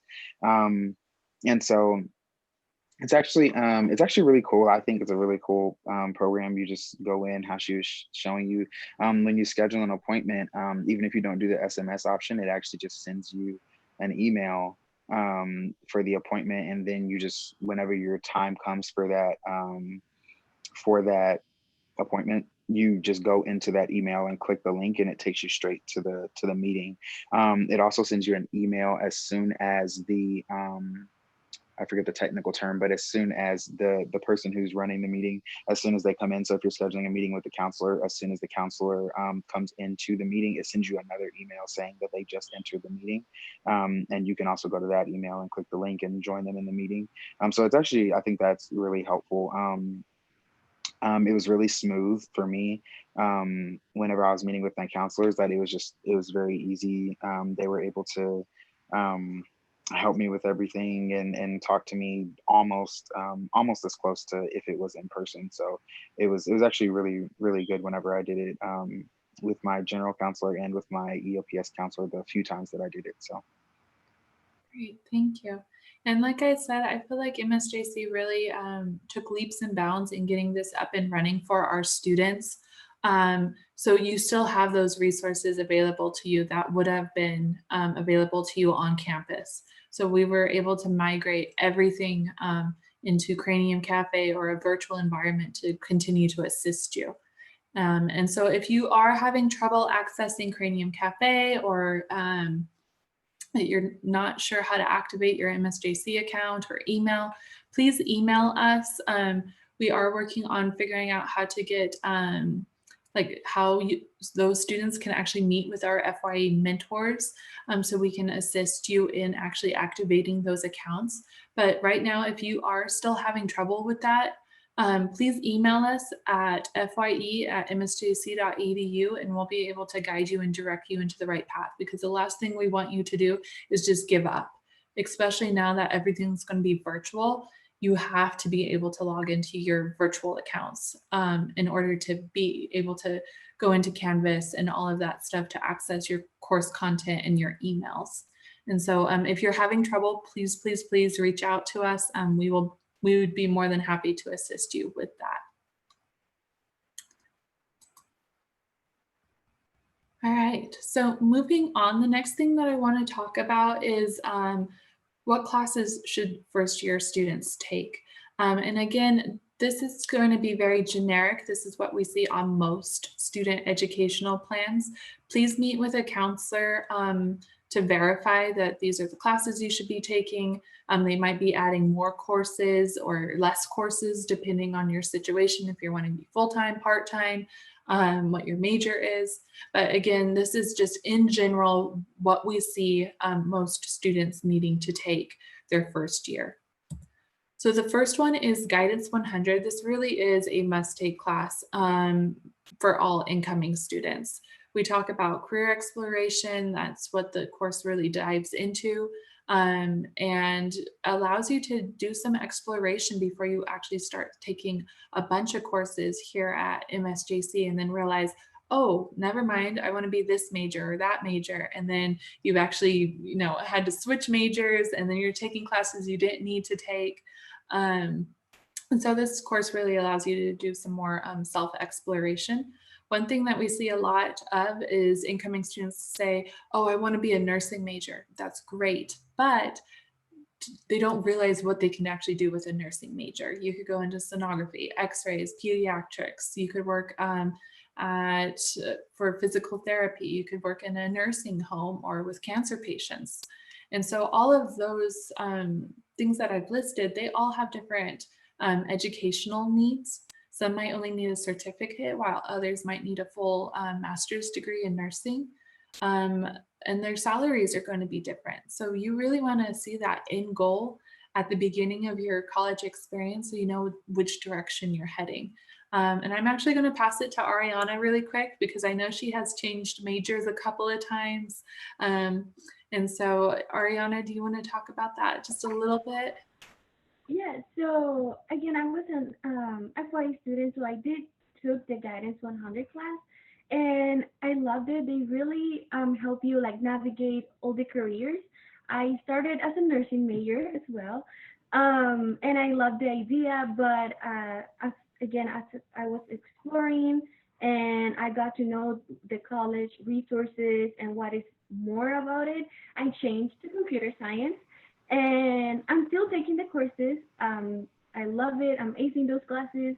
But again, I still start to explore, and the class and the counselors as well, Diana from FYE, she's been helping me to get to know what I want and what will, makes me happy to work, and, because you don't want to go to work grumpy or anything.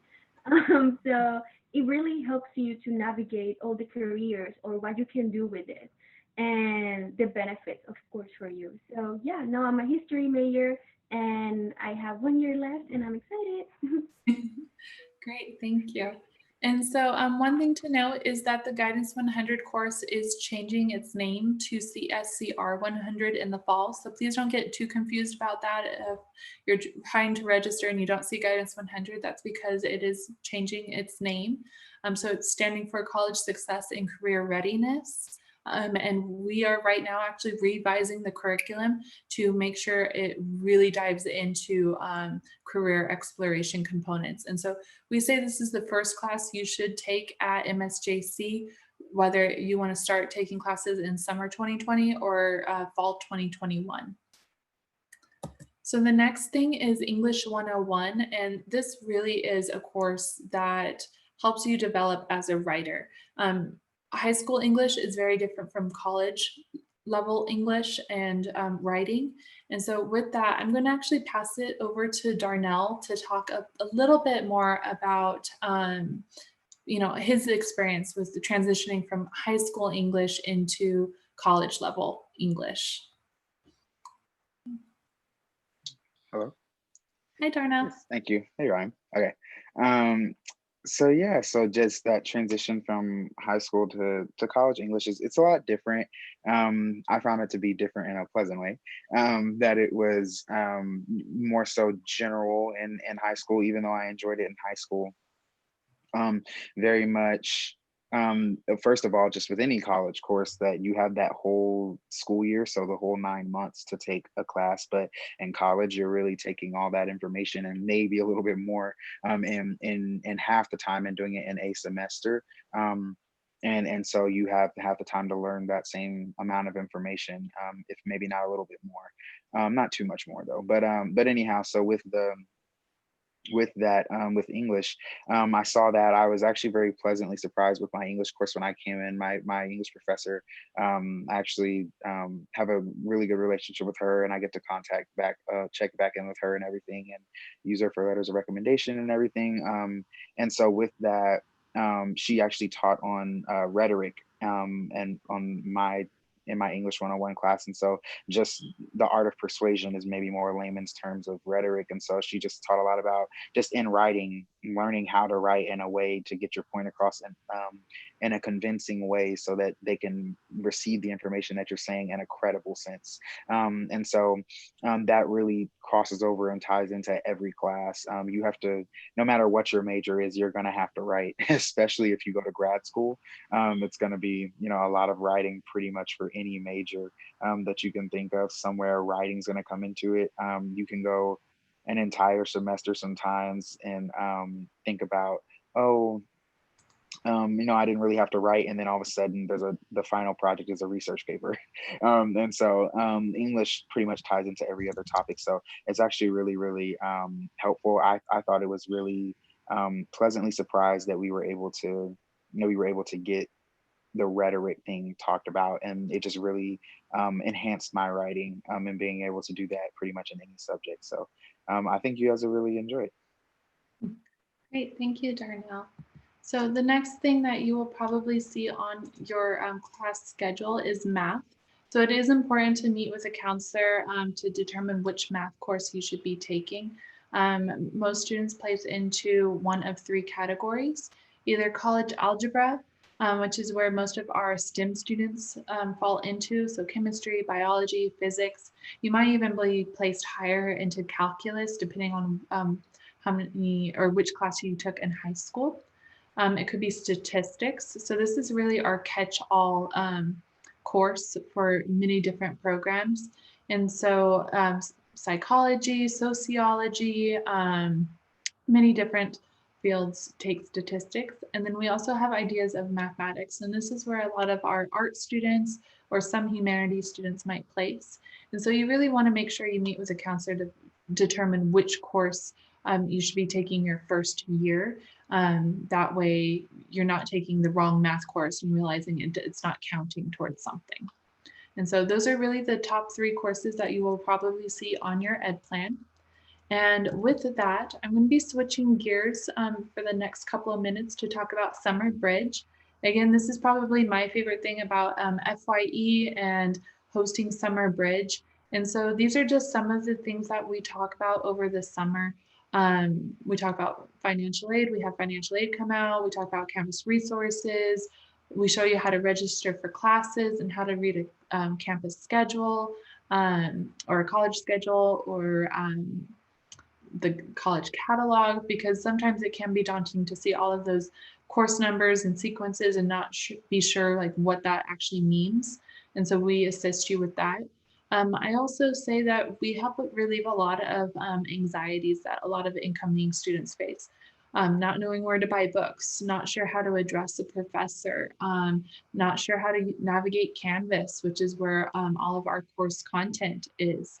And so we really go over that during summer bridge. So you have a leg up before starting classes. And so with that, I'm going to pass it back to Darnell just for a minute or two just to talk about his experience with summer bridge. Yeah, I really enjoyed summer bridge. That was where I met Ariana. And so that's where I really enjoyed it, just the experience of getting to help the students in that way. There was so much that went on, like talking about the clubs, talking about the different work opportunities even kind of just get weaved in there just because of all the different presenters that come. Speaking to you just about different educational, like supplemental education opportunities, like tutoring, SI, which you'll learn more about what that is later, and just getting to really kind of get a preview into the college. It's really exactly what it sounds like. It's the summer bridge. So using the summertime to take that opportunity to bridge that gap between wherever you're coming from, whether it be high school, your career field, just in the workforce period, went to college, and just having that bridge gapped over into MSJC specifically as a college, and just getting to see what opportunities are there. We got to sit down in the computer lab with students and help them actually register for their classes for their first semester. That can be really confusing by yourself that first time out. Like I said, it took me that 3.5 hours, sitting there trying to figure it out, and even still getting to ask some questions, but still having somebody really sit there and kind of be at your quote unquote beck and call for when you need help. We just had mentors and the FYE counselors in there helping with that. And so really enjoyed it. I think people really enjoyed it. There was time even just for people, I think, to make friends. We broke up into groups and did little like group building exercises, went on tours of the campus.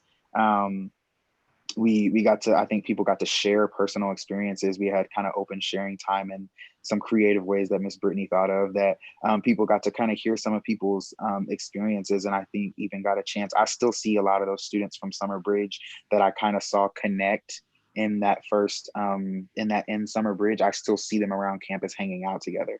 And so like people really had the opportunity to make friends even there and make those college long connections or however long those connections last. And so I think it actually helped in a lot of different ways, whether it be socially or directly academically. But I thought it was really cool for my own personal experience and the students who attended. Great, thank you. So I want to make sure that we have enough time to get through everything, but the following dates are for our summer bridge. We are hosting morning and afternoon sessions. We did have to change it due to COVID-19. So if you saw a flyer back in December or January, please disregard that flyer with those dates and times. We did have to condense our summer bridge to half days. And so you can go on to Eventbrite to choose which date and session you would like to join. One question we get is, okay, well, how should I actually prepare over summer for college? And so I think this will answer some of those questions.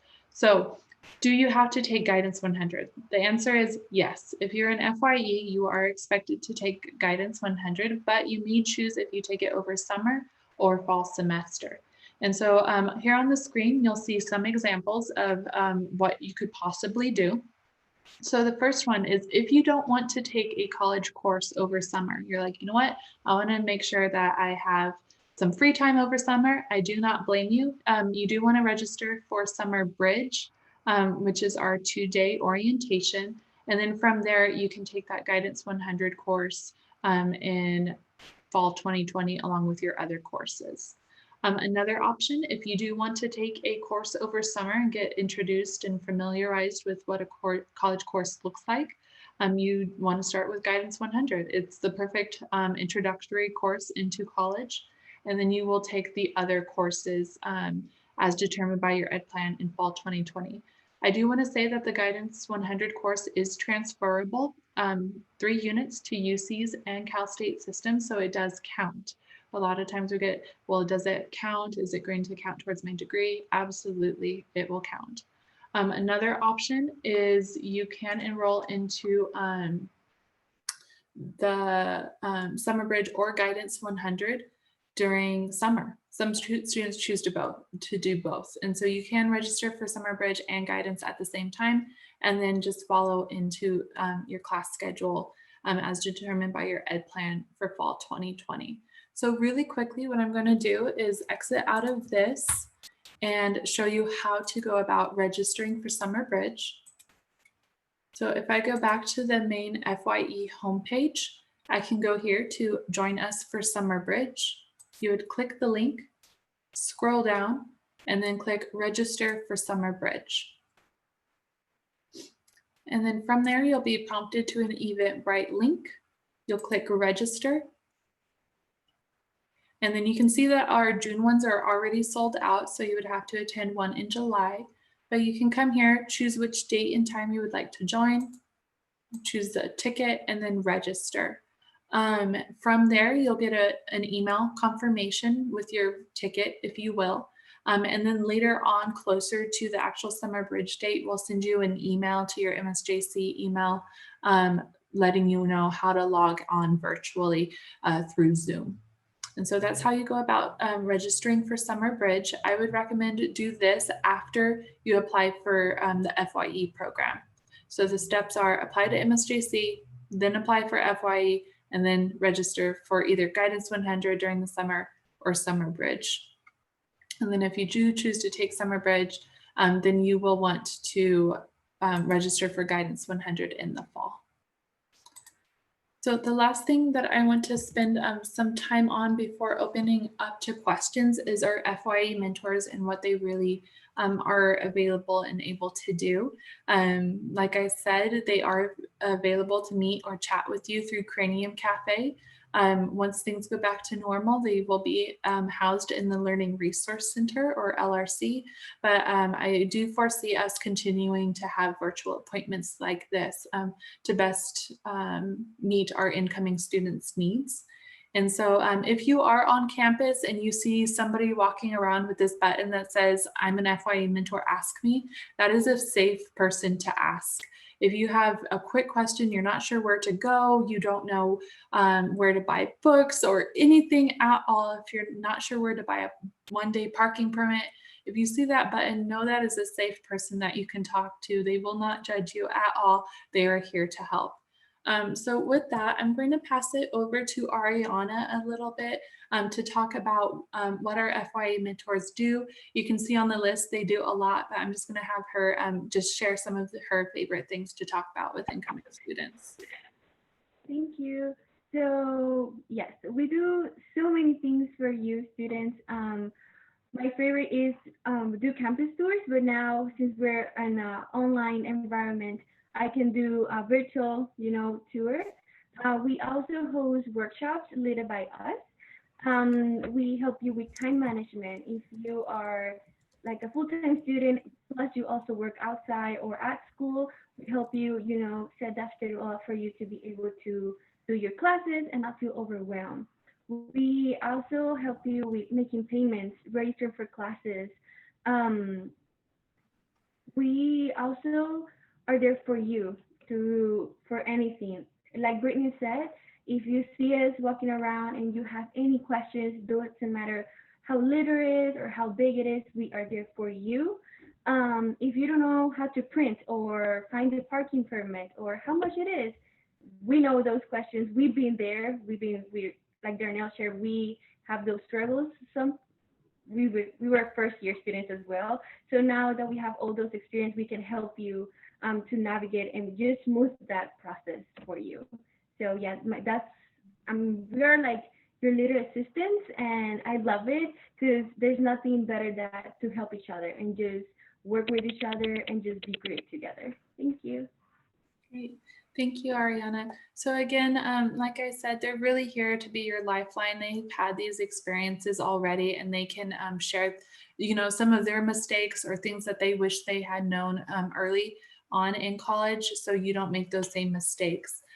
So if you're a little stressed or overwhelmed, they can sit down with you and create a schedule with you on how to, manage your time so you have a good life, school, work balance.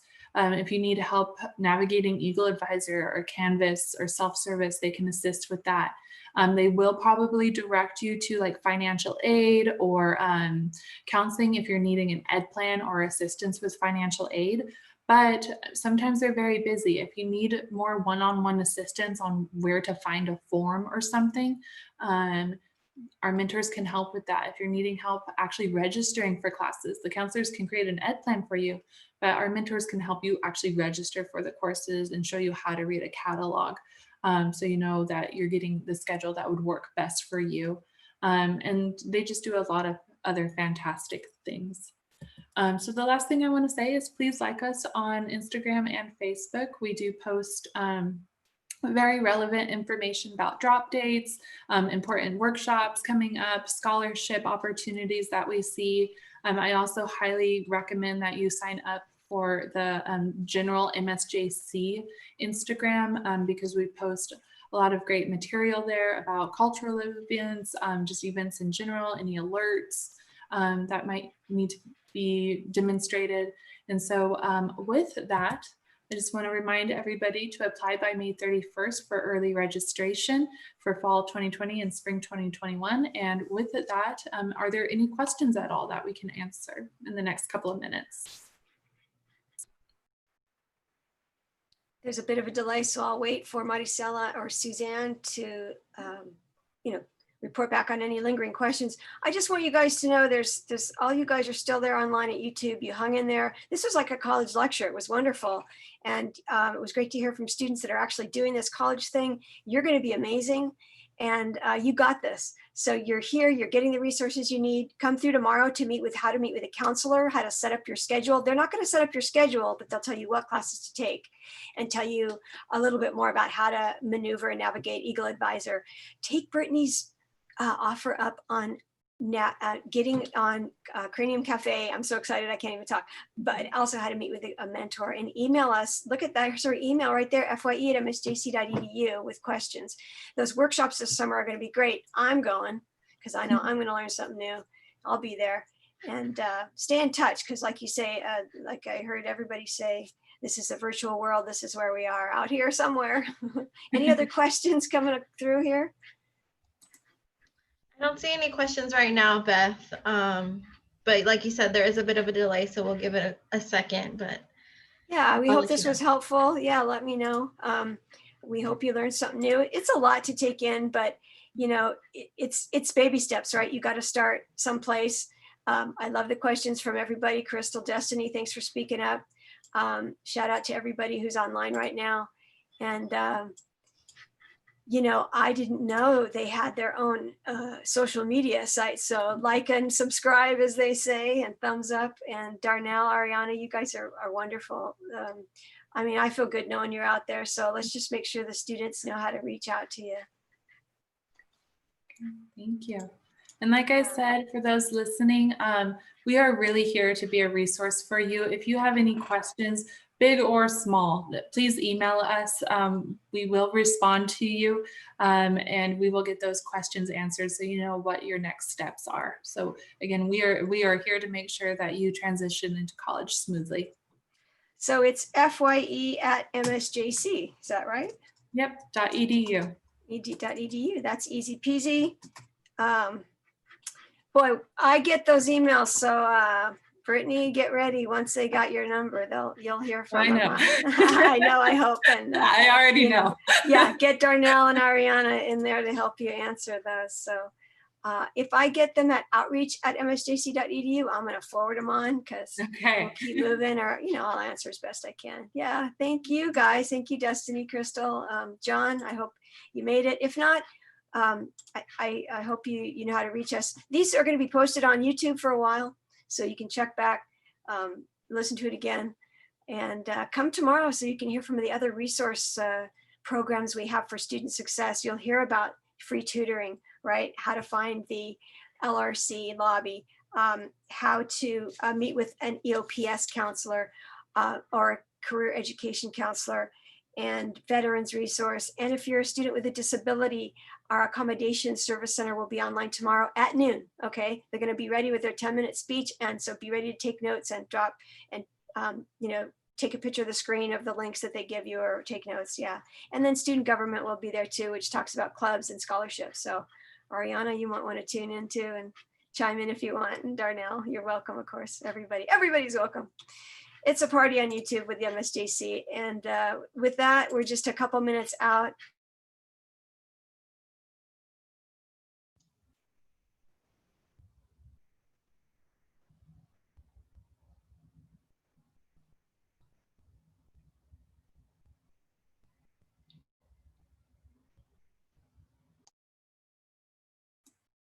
Alrighty. Are there any questions at all, Suzanne? No, there aren't any questions. I think Beth might have froze. Okay. Yeah, I think people are probably marinating. I think that's a little information overload, but definitely great information. Thank you guys for joining us today. Ariana and Darnell, taking time out of your day. Thank you so much. And everyone watching, tune in tomorrow again at 11, and then our Zoom sessions starting at 12. Or starting at 1, I believe, and we'll get into that tomorrow. If you did not receive the Zoom links for the quick sessions tomorrow, make sure to email outreach@msjc.edu, and we'll get that information over to you guys. Thank you, Brittany, Darnell, All right, Ariana. thank you. Good night, everyone. Bye. Bye. Thank you.